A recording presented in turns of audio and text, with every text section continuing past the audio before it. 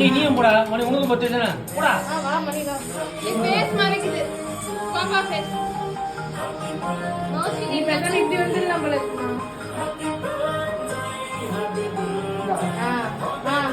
வெட்டு.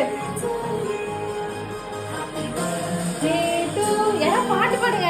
Happy birthday to you. Happy birthday to Masi. Happy birthday to you.